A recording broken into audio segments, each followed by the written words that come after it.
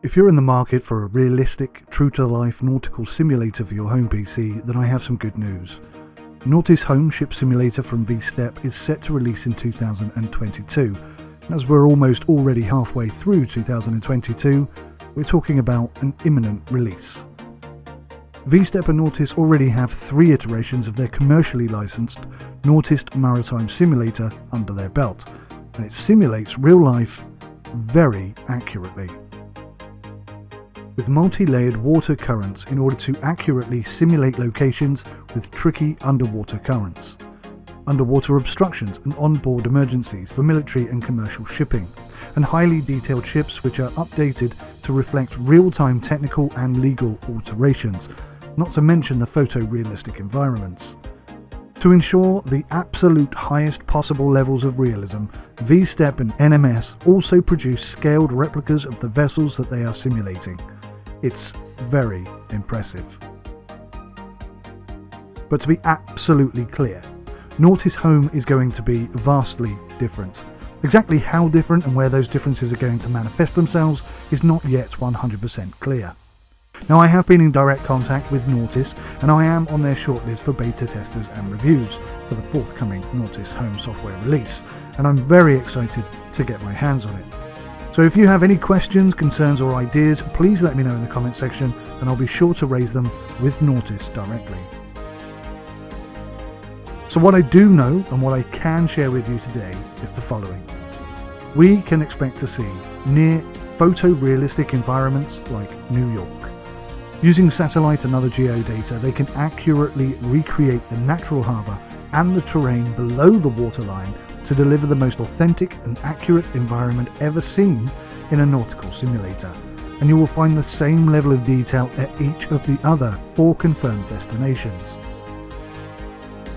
It's also the intention of NAUTIS Home to provide professional level, affordable maritime simulation to home users. At the same time, they want to make it accessible for all levels of sim fan, and if that's a variable which can be controlled directly by the user within the sim itself, then I'm all for that.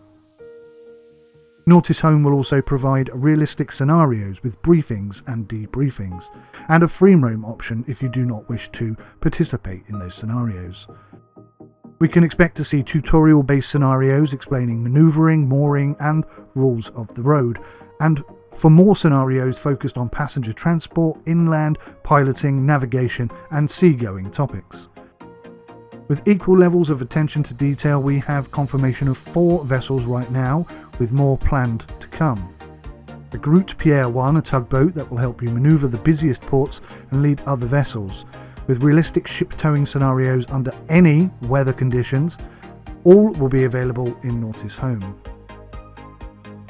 Inland shipping training, they have the 𝐒𝐤𝐕𝐈 and the 𝐒𝐿𝐵𝐺𝐵, which is a 110 metre long inland tanker, and a cargo ship called the 𝗦𝘂𝗂𝗃. These scenarios are going to include other traffic as well, and really help you focus in on learning your mooring skills. I'm incredibly intrigued to get my hand on this and see how the weather conditions change the water, how high the waves are going to get, and I'm also equally intrigued to see how well USB controllers and wheels can be connected to the sim, or if there's any possibility that they will be considering developing and releasing their own variation of their existing bespoke controller option systems, slimmed down of course in order to cater for home users. It looks set to be a subscription system, which does raise a few concerns, as, like most sim fans, I don't necessarily want to enjoy the same simulator every single day and only play one simulator, so with a subscription system you are potentially going to be paying for nothing, and that could very well put people off. Depends of course on the price and what's included. Now that isn't set in stone, and I don't have any kind of price structure to share with you either, unfortunately, but one assumes that a subscription model like this would not then expect further purchasing for DLC inclusion. But as iRacing has proven, people will pay multiple times over for something if they really love it.